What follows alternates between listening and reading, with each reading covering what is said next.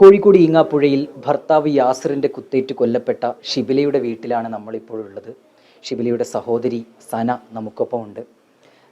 ഈ യാസിറിൽ നിന്നുള്ള ഉപദ്രവങ്ങളെക്കുറിച്ചൊക്കെ ഷിബില നിങ്ങളോട് പറഞ്ഞിരുന്നു. വലിയ ഉപദ്രവമാണോ ഷിബിലയ്ക്ക് നേരിടേണ്ടി വന്നത്?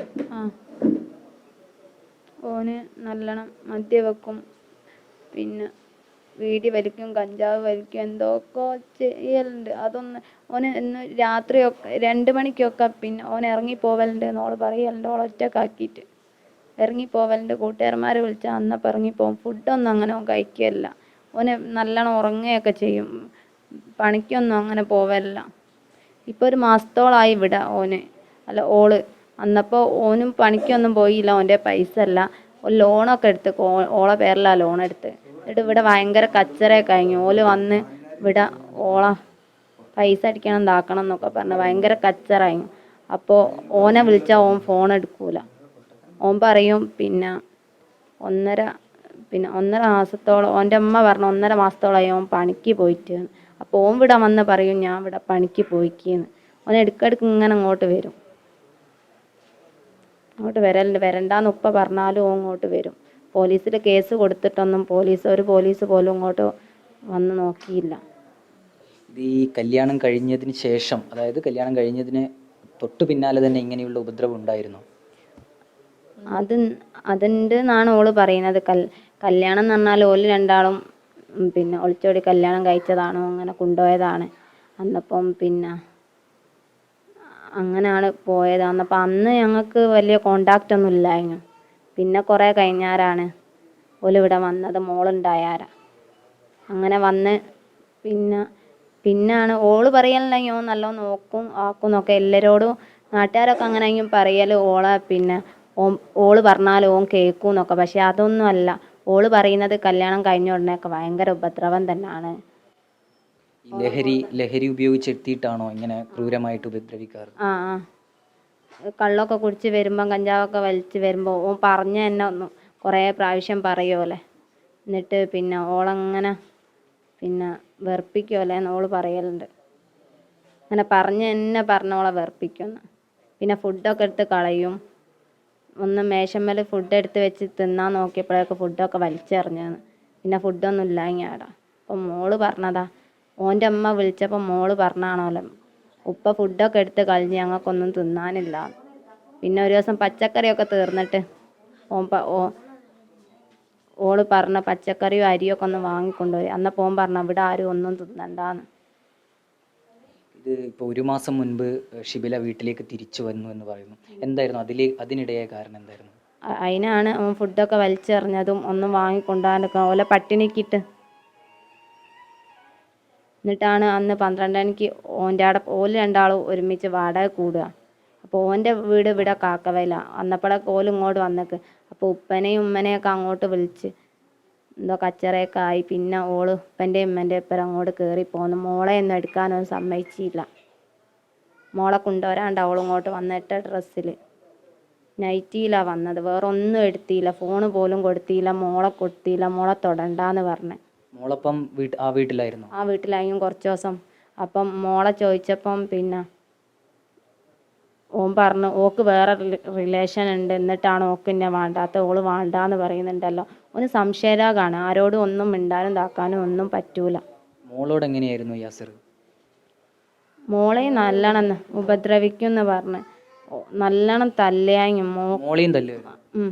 മോള് അതൊക്കെ കണ്ടിട്ടാണ് മോക്കും അങ്ങനെ ഒരു ഇത് ശീലമാവുന്നുണ്ട് ഓൻ്റെ അടുത്തുനിന്നേ.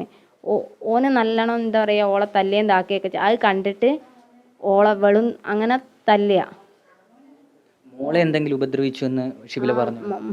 മോളെ നല്ലോണം പേടിപ്പിക്കലൊക്കെ ഉണ്ട് എന്ന് പറഞ്ഞ് നല്ല ഉപദ്രവിക്കലുണ്ട്. ഓളെ ഉപദ്രവിക്കലുണ്ട്. മോളെ നല്ലോണം നോക്കലൊന്നുമില്ല.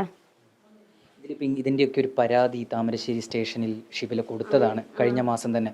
അതിലെന്തെങ്കിലും ഒരു ഇടപെടൽ പോലീസിൻ്റെ ഭാഗത്ത് നിന്നുണ്ടായിരുന്നു? പോലീസ് ഒന്നും ഇങ്ങോട്ട് വന്ന് നോക്കിയിട്ടൊന്നുമില്ല. വിളിക്കാന്ന് പറഞ്ഞു ഇങ്ങോട്ട്, വിളിച്ചിട്ടൊന്നുമില്ല.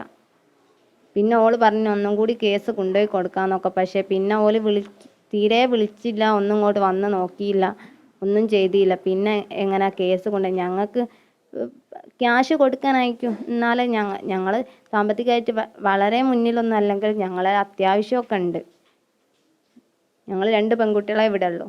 ഞാനും ഓളും മാത്രമേ ഇവിടെ ഉള്ളൂ. പിന്നെ ഇപ്പോൾ 2 മക്കളും, എനിക്കൊരു മോനുണ്ട്, ഓക്കൊരു മോളുണ്ട്. ഞങ്ങളെ ഇവിടെ ഉള്ളൂ. അല്ലാണ്ട് വലിയ ഇതൊന്നും അങ്ങനല്ല. അന്നപ്പോൾ ഓൾക്ക് ഒന്നും കൂടി കൊടുക്കാനായിരിക്കും സ്റ്റേഷനിൽ കൊണ്ടുപോയി.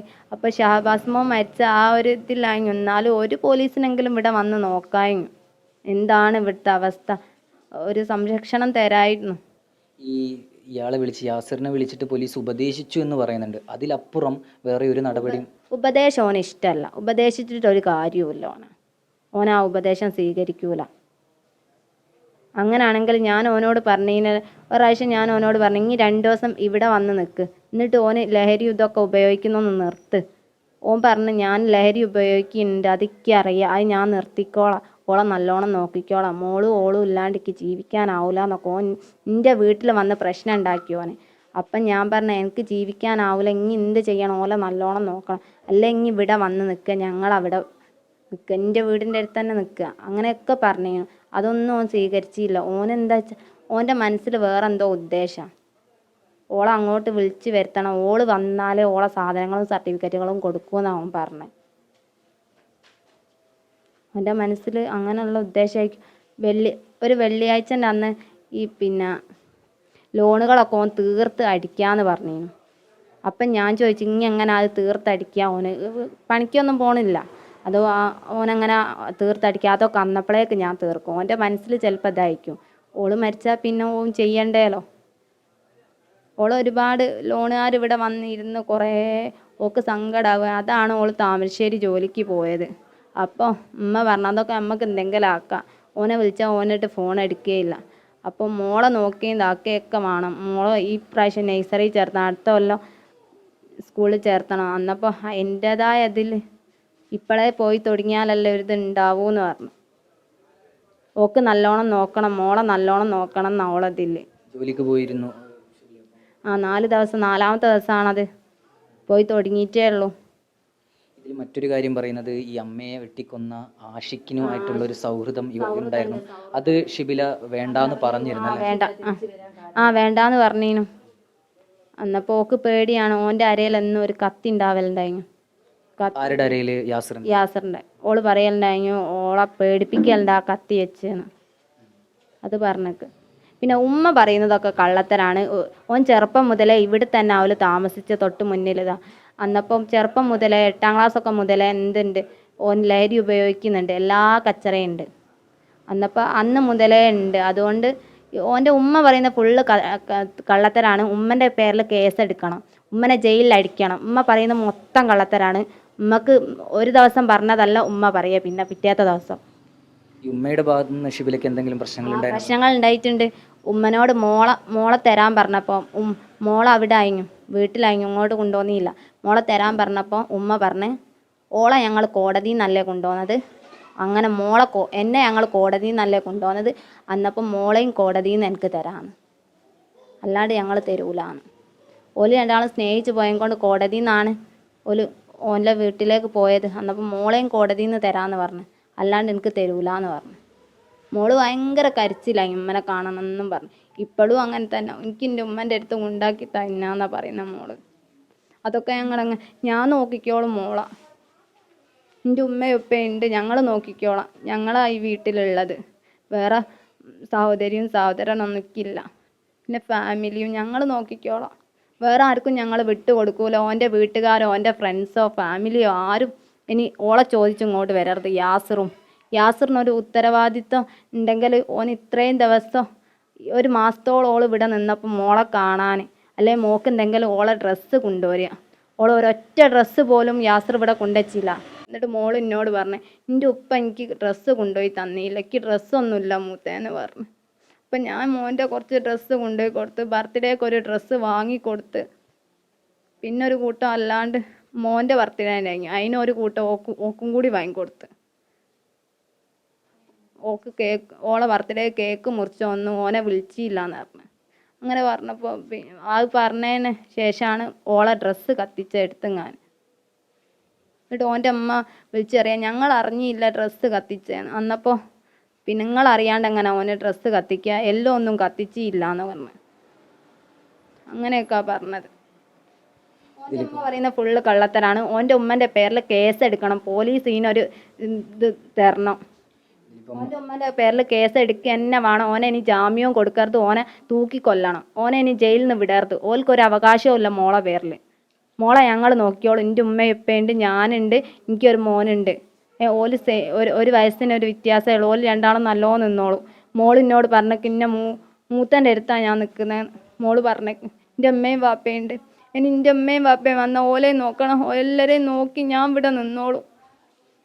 ഇതിലിപ്പം അമ്മയും അച്ഛനും, അതായത് ഷിബിലയുടെ ഉമ്മയും ഉപ്പയൊക്കെ ഇപ്പം മെഡിക്കൽ കോളേജ് ചികിത്സയിലാണ്. എങ്ങനെയാണ് അവരുടെ ആരോഗ്യനില? എൻ്റെ ഉമ്മക്ക് ചില നേരം ഉമ്മ പറയുന്നത്, ഉമ്മക്ക് വിഷമം കൊണ്ട് എന്തൊക്കെയോ പറയുന്നുണ്ട്. എന്താന്ന് ഉമ്മക്ക് വലിയ അറിയില്ല, എന്തൊക്കെയോ പറയുന്നുണ്ട്. എന്നാലും ഉപ്പക്കൊന്നും വലിയ കുഴപ്പങ്ങളൊന്നും ഇല്ലാന്നാണ് എല്ലാവരും പറയുന്നത്. ഏതായാലും ഷിബില നേരിട്ട വലിയ ക്രൂരതകളുടെ കഥയാണ് സഹോദരി ഇപ്പോൾ പറയുന്നത്. ഇതിനെതിരെ താമരശ്ശേരി പോലീസ് സ്റ്റേഷനിൽ ഷിബില തന്നെ ഒരു മാസം മുമ്പ് ഒരു പരാതി നൽകിയിരുന്നു. പക്ഷേ അതിൽ കൃത്യമായ നടപടിയെടുത്തില്ലെന്നും കുടുംബം ആരോപിക്കുന്നുണ്ട്. ജയൻ കല്യാശ്ശേരിക്കൊപ്പം അഭിജിത്ത് മുഴക്കുന്ന്, 24 കോഴിക്കോട്.